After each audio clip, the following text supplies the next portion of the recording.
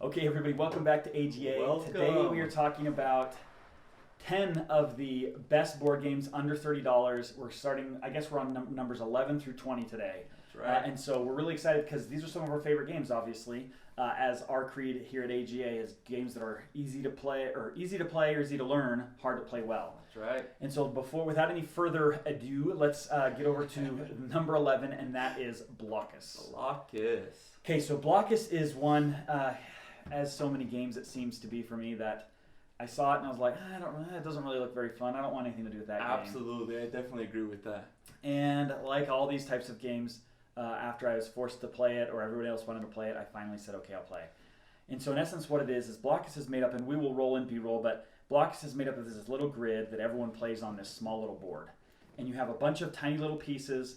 That look like Tetris. They look yeah, like pretty little much Tetris shapes and everything like that. Yeah, just different sizes, shapes, everything, Yep. and you're trying to work it in. The only trick or the only thing is that you can only touch corners of your pieces together. You can't put the entire sides together.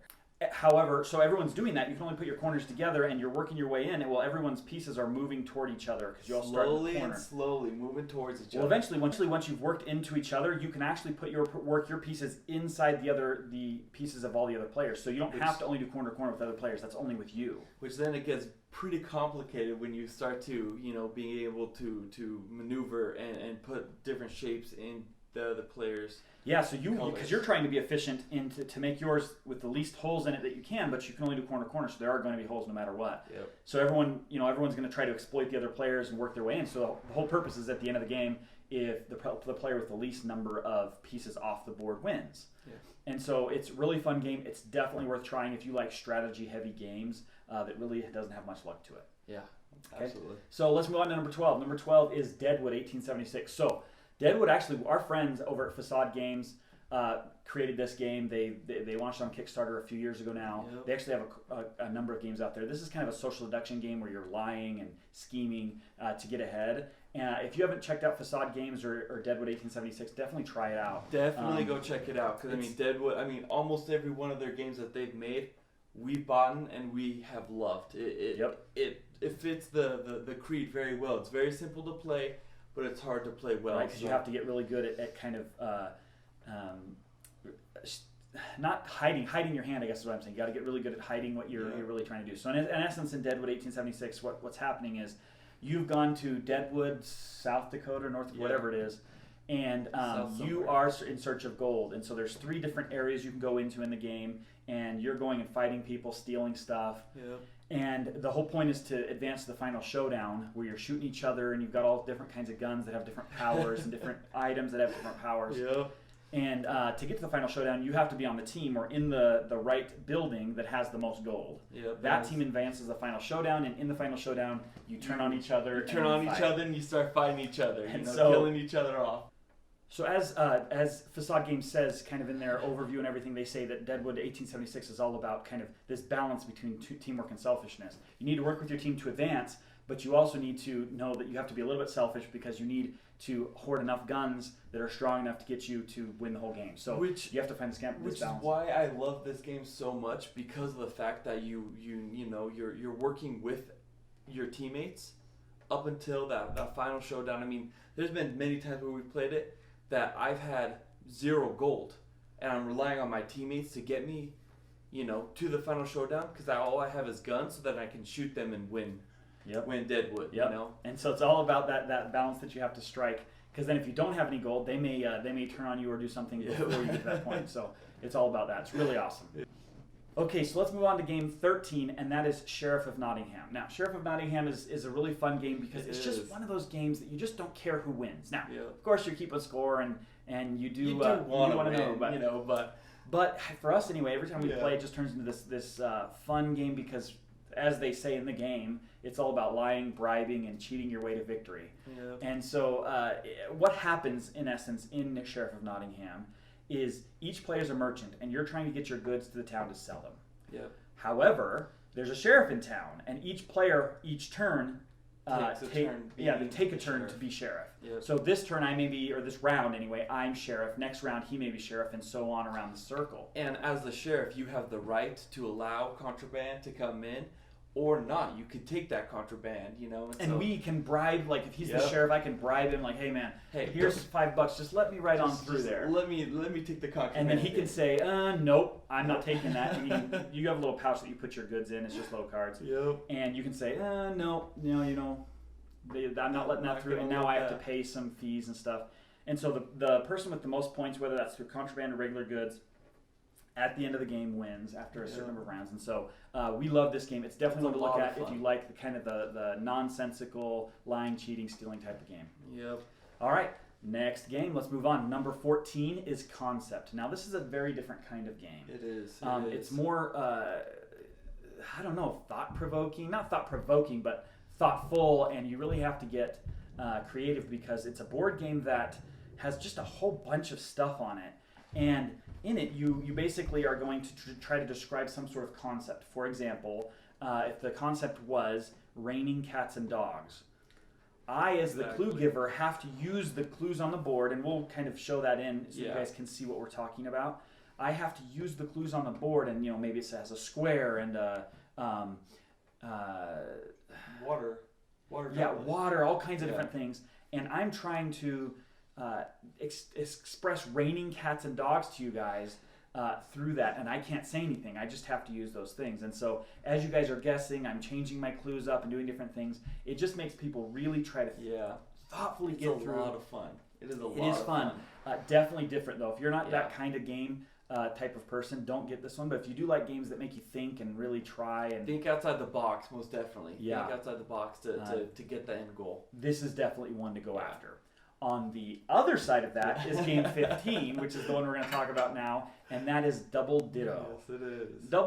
Double Ditto has almost no thinking in it, but it is a really fun game because, in essence, what happens, I would say it's like the opposite of Boggle in some ways. Exactly. There's no dice or anything you're doing, but in Double Ditto, there's a concept that somebody reads, like fruit or whatever, and everyone on their own pad of paper writes 2 words that is associated with fruit. Like a tomato, for example. Oh, this guy in tomatoes. It is, yes. So let's say Dan writes tomato and apple.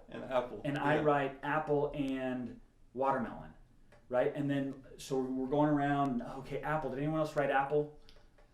And Dan says, I wrote apple. Okay, awesome. We both wrote apple. We get points for it. Get points, yes. Whereas Boggle, obviously, you only get points for unique words. This is where you get points for combined words. Yeah, or another example is just one. With just one, you would mark it out, you would erase it. But this one, you get more points for the more people. That's a great example. So, in essence, what you're doing is you're creating concepts or writing concepts down that you want everyone else to. So you're trying to think of the most common ones. The problem is it's usually broad categories like fruit. Well, maybe he thinks of apples and strawberries, and I think of bananas and watermelons. Well, that's a problem. Obviously, the more people you get, it gets easier because there's going to be more options for people to look around. Okay, you wrote that? Okay, great. Now we get, and then it's like 1 point for one word, but 3 points if you get both words. Yep, exactly. So really fun.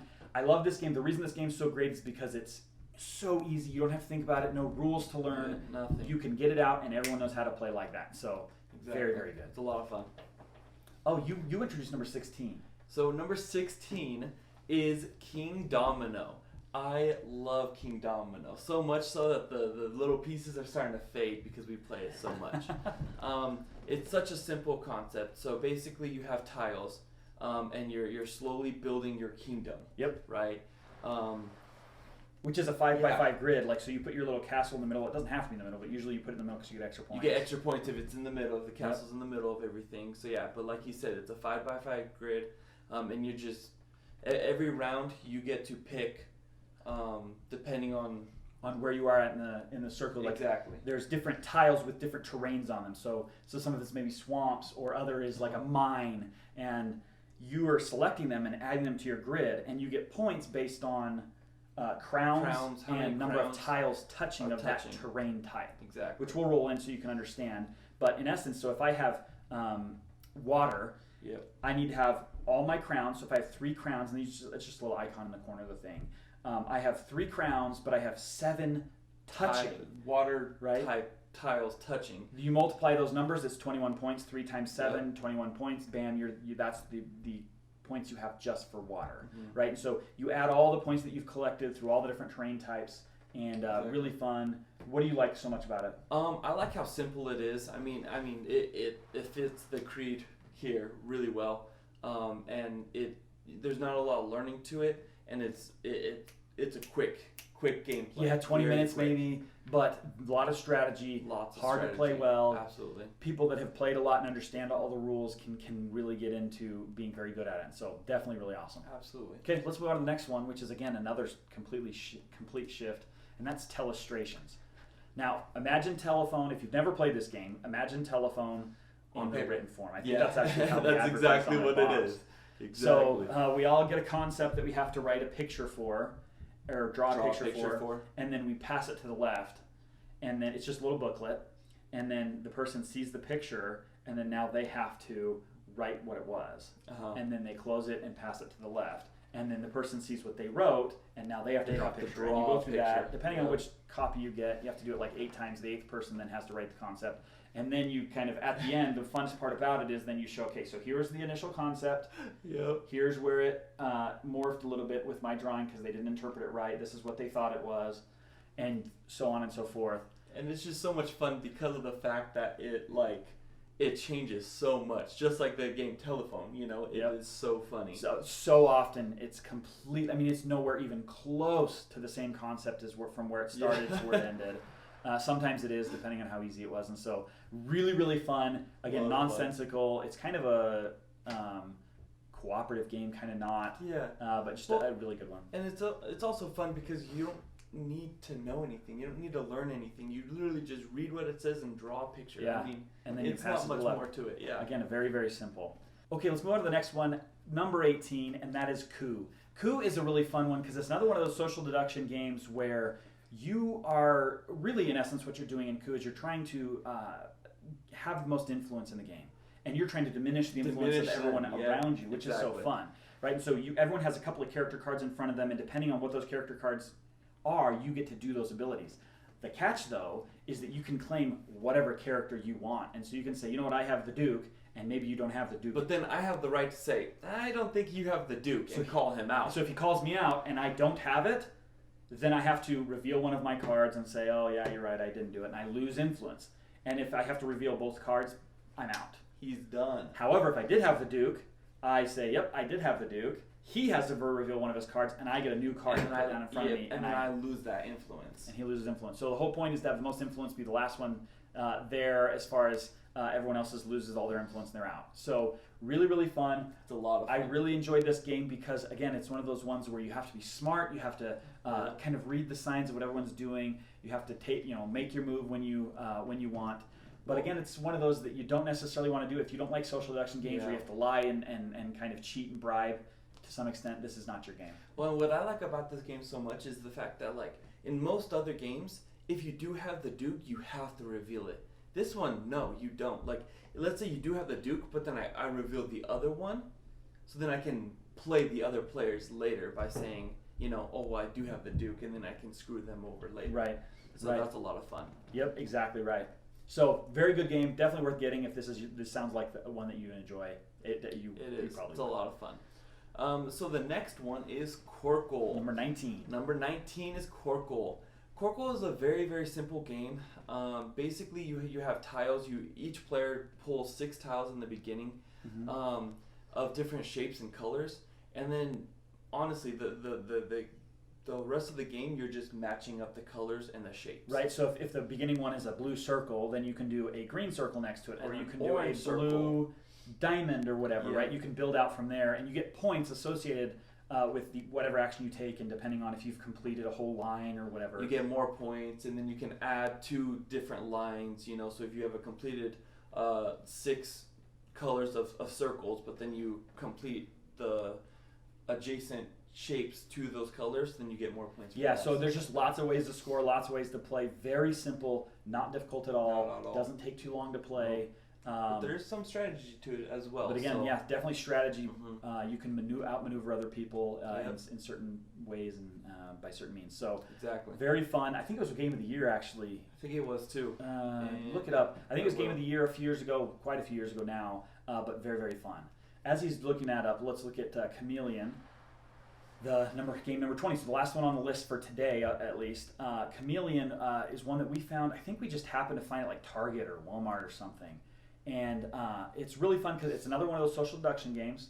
Yep, Spiel des Jahres winner in 2011. 2011. So there it is. But Chameleon is one of those games that, again, social deduction, where their cards are passed out at the beginning, and all the cards have some sort of code on it. Yeah. There's a card in the middle, and the card in the middle has like a general topic and then a bunch of subtopics on it. So if it's like movie stars, you have Tom Hanks and Will Smith and whatever, right?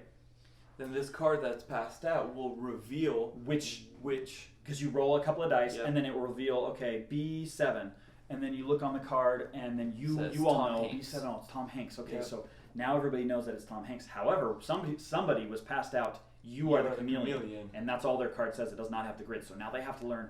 Hey, I've got to blend into everybody. I don't know what the topic is. So if I'm the chameleon, I don't know what it is there, and so I'm trying to figure out. Okay, I got to come up with a clue on what do I say that is Tom Hanks, or I don't know Tom Hanks, but is close enough to any of these, but not any of the movie stars or movie actors on the. So it's got to be specific enough that they don't think I'm the chameleon, but not too specific, because if I'm wrong, I guess the wrong thing. I think it's Will Smith, and I say, what's one of those big movies, Men in Black or something. And they're like, definitely Tom Hanks is not in Men in Black. Tom Hanks is not in that one, so you're the chameleon, you know. And so you have to do that. So you come up with some sort of some clue like handsome.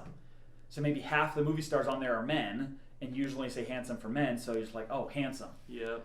And so everyone's like, I don't know, is that? That's a little sketchy, but we'll go on. And so you blend in a little bit better. Yeah. Right? And so anyway, you got to be creative. You got to be quick, because what happens is as soon as everybody's got their clue to say, they go around the circle and they start saying, okay, everyone give your little clue, your one-word thing. And so he says, I don't know, short. I don't know if he's short, but let's just say it's short. Island. I say handsome, and then it goes around the circle, and then everyone's like, then we sit back and say, okay, so whose clue did not work? Did not make sense. And so if they don't think, well, Tom Hanks isn't handsome, which wouldn't really work in this scenario, but they say, what if I said ugly? Because I thought it was, most of the movie stars on there were ugly. I'm like, ugly? Tom Hanks isn't ugly. You're the chameleon, right? So everyone votes on it, and whoever gets voted on loses. And so you have to plead your case. 90% of the time, when Phil is a chameleon, he does give clues like that. And it's like, that doesn't work. Like, we don't even get around the rest of the clues. We're like, you're the chameleon, you know? Yep. He does not like to be the chameleon on that one. So anyway, great game. Very fast playing. It may be 1 to 5 minutes. It's very, very quick. Not a big deal. So you can play several rounds, and it's great. So that completes the list, at least of the 11 to 20. We'll have another 21 to 30 in the next video. Hope that you liked it, guys. If you find this to be good content, like, subscribe, comment down below. Give us at least just general engagement, general feedback on what you're thinking about these videos. If you think there are some other ones there that we've missed, definitely add those in the comment section down below. We'll see you next time.